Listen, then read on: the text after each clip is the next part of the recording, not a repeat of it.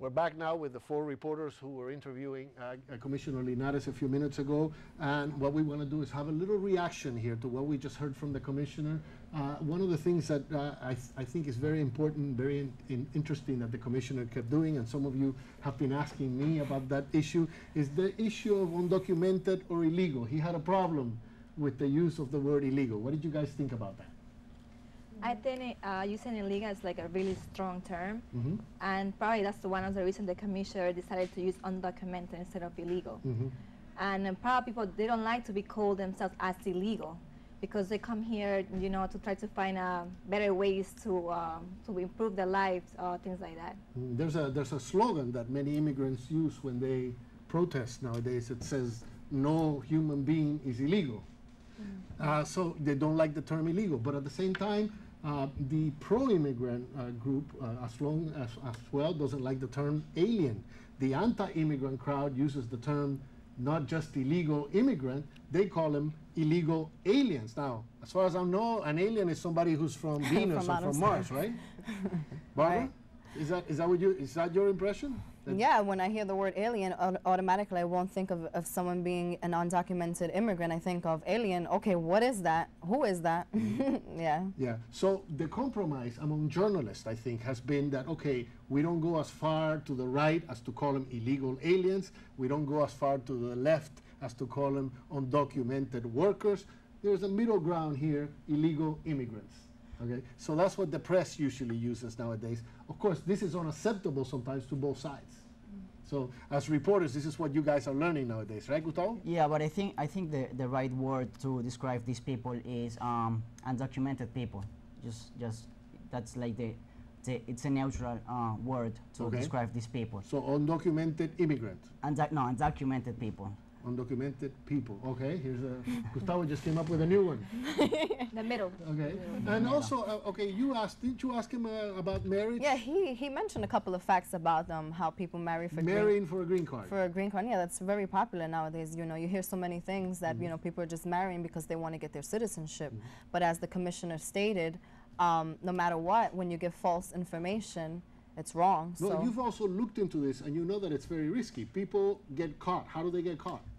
Well, what happens is they set up an interview where, like, they'll ask you a simple question as to they'll put you, the husband and wife, in separate rooms. Separate interviews. Yeah, separate interviews. Okay. And they'll ask the husband, well, what color is your bathroom? If you say it's purple when it's really like blue, you know, you can just, you know, get easily caught in a lie. So unless the two people live together and know the color of the bathroom, they're in trouble, right? So, and another thing that, of course, came up, you guys were asking him, is about legislation in Washington.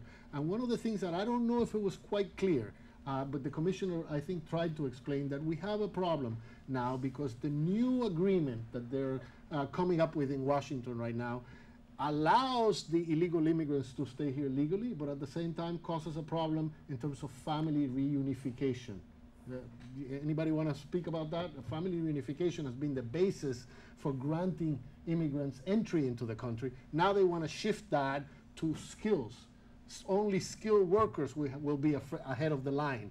So if you are a legal immigrant and you have your brother who you've been waiting for, you claimed your brother for many, many years. You've been waiting 5 or 6 years for your brother. But now your brother doesn't have the skills as a worker. Your brother may have to wait another 6 years. Is that fair, Gustavo?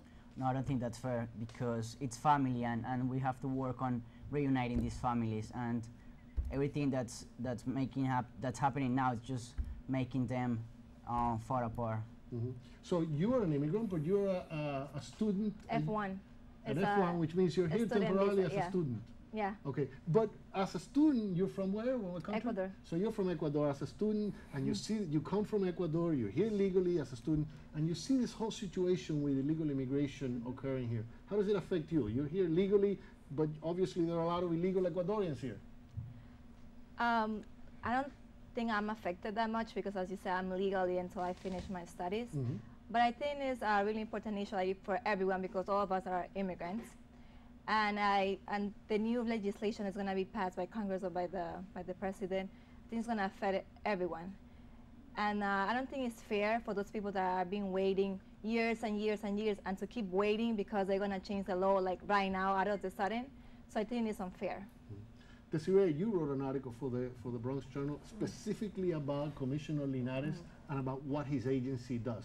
What stood out for you? What is it that you found like, hey, this is worthwhile or it isn't worthwhile? What impressed you? Well, for me, it was how much help they actually give to these undocumented immigrants and the ones who are already here and the ones who come to New York who are new here.